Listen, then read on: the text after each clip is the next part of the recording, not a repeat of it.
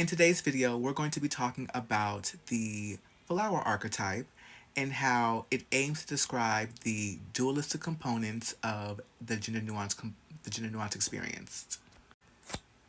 And as we had discussed in previous videos, in order to live a whole and complete life, one must reconcile the duality of their gender nuanced components, their gender nuanced expression, integrating the divine masculine and the divine feminine into the totality of their experience. This is true for not only gender nuanced people, but also for women. So I'd like to open up a discussion with a quote from Terry Gilmetz, where she says, "A flower's appeal is in its contradictions, so delicate in form, yet strong in fragrance, so small in size, yet big in beauty, so short in life, yet long on effect." I like that quote because it really paints a really great picture of how a flower, as one seamless aesthetic, has both yin and yang elements to it, that how they have these complementary elements to its experience. So you could ultimately say that the beauty of a flower is in its juxtapositions. So, how does the archetype of a flower emerge to the experience of women? First, you would say that because of the feminine principle, women touch earth, that you are of the earth, that when God put Adam to sleep, took his rib, that you are fertile, that you are of the earth, and Adam is of dust, men are of the dust.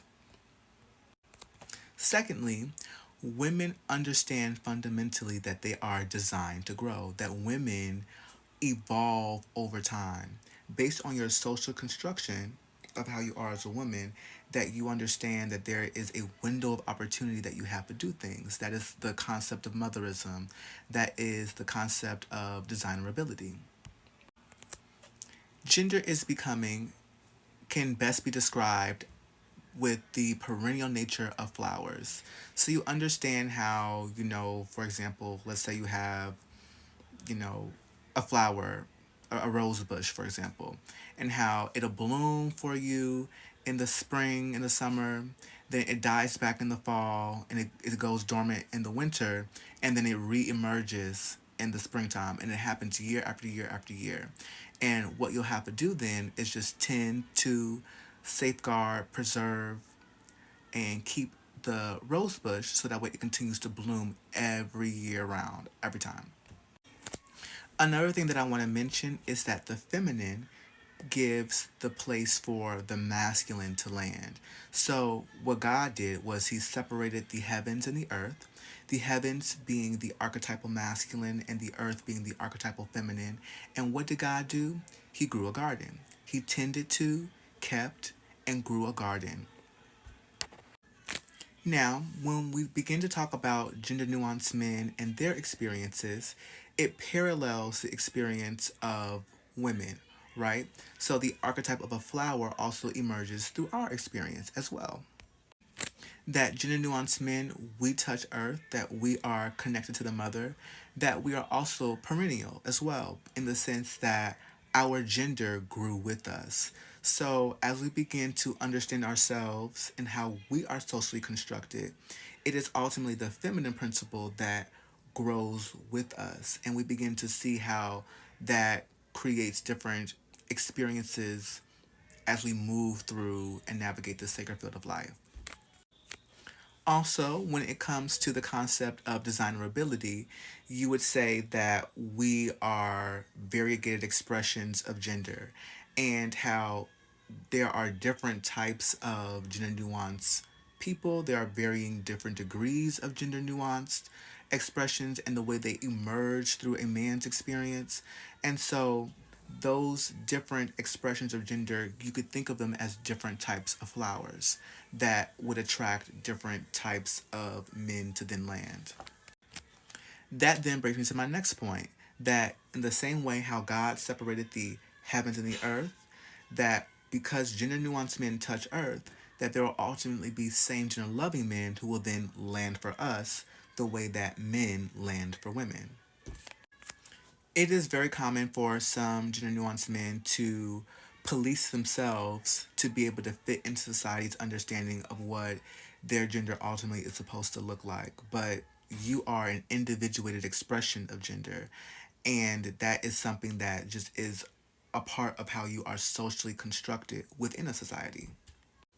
And one of the last takeaways is I want to talk about how the flower and archetype has both yin and yang elements at the same time and how they emerge through the experiences of women and men. The one thing I wanted to reiterate was how for women, there are women who may be more athletic, for example, and so they may be more tomboyish, etc. And they have the archetype of the athlete that maybe emerged with their experience. So you would say that as women, that is a gender nuance component for you as a woman because most women are not traditionally masculine, right? You would also say that specifically for black women have lower register voices. So sometimes because having a lower register voice is seen as a masculine component, that you would say that that's just a gender nuance characteristic of your voice.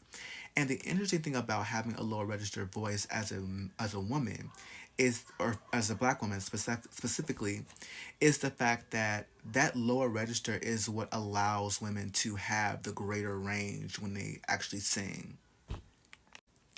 So that's how I think about it, that both women and men, we have this gender nuance component to our lives, this gendered and how the gendered expression and how we understand our gender, and that the beauty of a flower is in its juxtapositions, that it is the yin and the yang elements that create one seamless aesthetic like a flower, and how that emerges through your experience and how you then understand it as a person.